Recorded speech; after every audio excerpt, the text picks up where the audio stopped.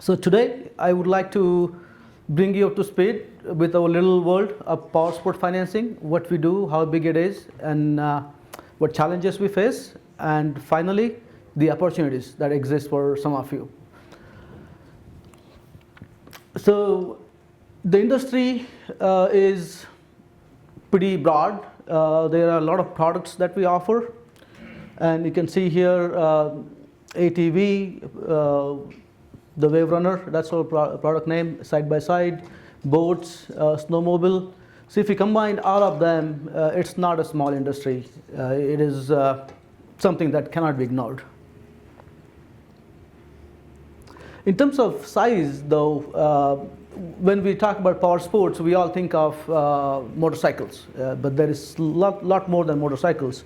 Motorcycles account for almost half of the volume, but if you add the other product, snowmobile, side-by-side, ATV, that adds up to about 1.2 million units compared to 13 million new units for auto industry. So not big, but not small either. It's about 10% of the industry size. There are 10 million motorcycles on the road. 90% of them are on highway, and most of them are 750 plus cc. And people who have motorcycles, they're very passionate about it. The product really has passion because it's a luxury. It's not a necessity, at least in the US.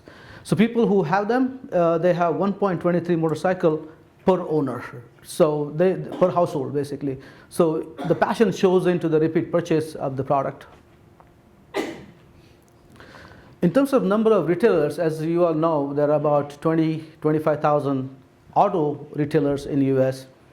Motorcycle industry has about new and used units, and you can see here, back in 2003, we had about 14,000 total retailers. Now it has gone down, but still a significant size.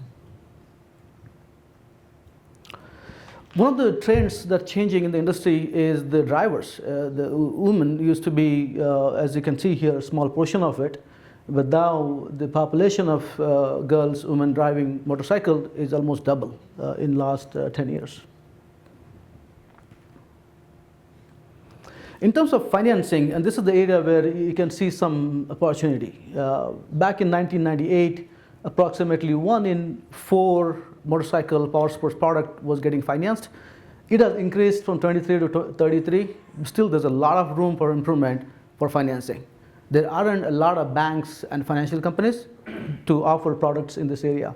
If you compare that 33% with auto is about 85% financed versus 33 on power sports industry. On a used side, this is the very unique thing for power sports. We allow credit card payment for the purchase of the unit, and you can see the trend. Almost 25% customers are using their credit card for financing a motorcycle. The industry is not as broad as auto. You can see the main players here: Yamaha, Harley, Honda, Kawasaki, Polaris.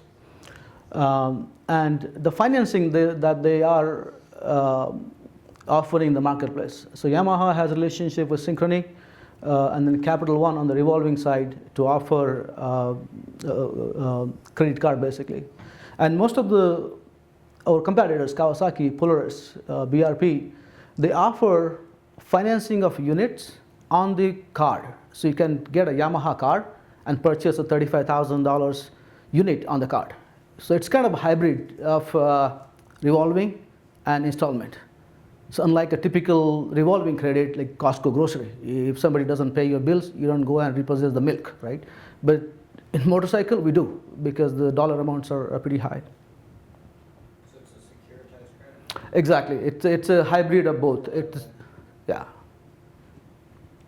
And then, as you can see here, captives in this space. What you might have heard lately is Capital One is going to exit the space, and they're the only game in town to offer this kind of hybrid specialized product that gives us opportunities like Yamaha and some other partners to set something up in-house. financing programs. On a commercial side, as you can see, the whole game is dominated by GE.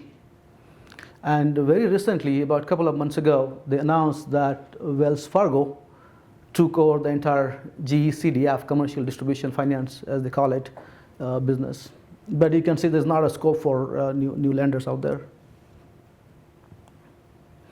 Now, challenges. As I talked about the industry, it's a pretty big industry.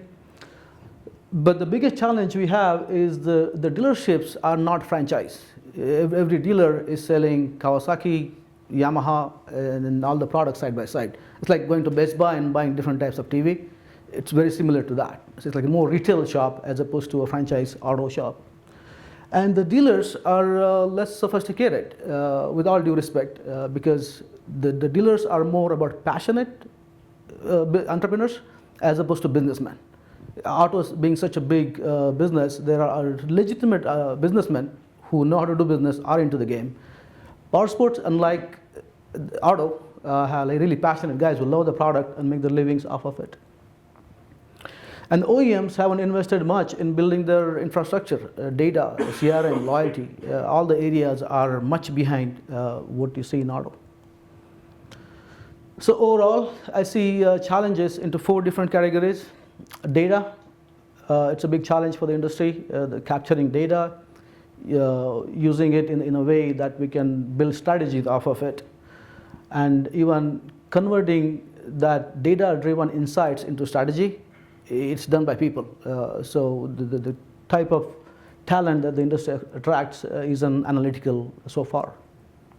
Challenges around systems and the capabilities that the lenders might have. There are not many lenders who have built in-house capabilities to do analysis of data and all. So finally, the opportunities.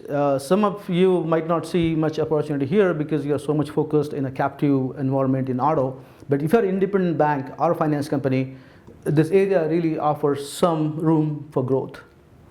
So I try to divide those opportunities into 2 areas along the credit cycle, from originations all the way to retention and recapture of a consumer, into enhancement as well as significant impact.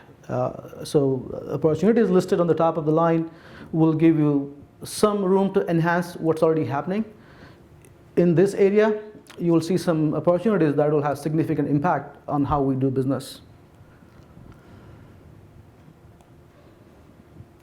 So on the significant impact side, originations, right? So Julia talked about the scorecards. There's not a power sports industry scorecard. There's an auto scorecard.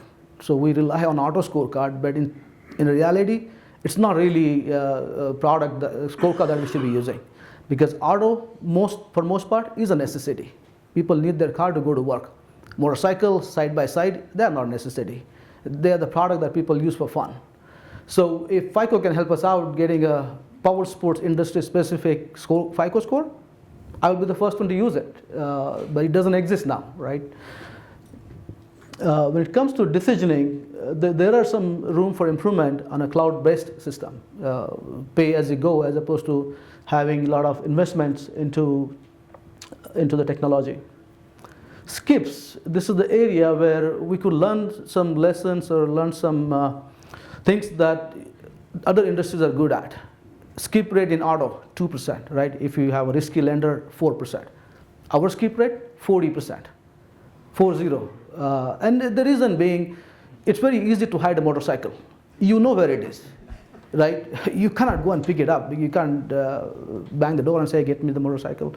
So we know where it is, but you can't find it. And in summer, they come out, right?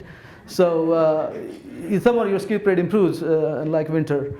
So if there is something that can be done to help us out here, we will definitely benefit the entire industry. And last piece is CRM and loyalty. As I mentioned here, the products that we offer are more about passion. The customers who love them really love them.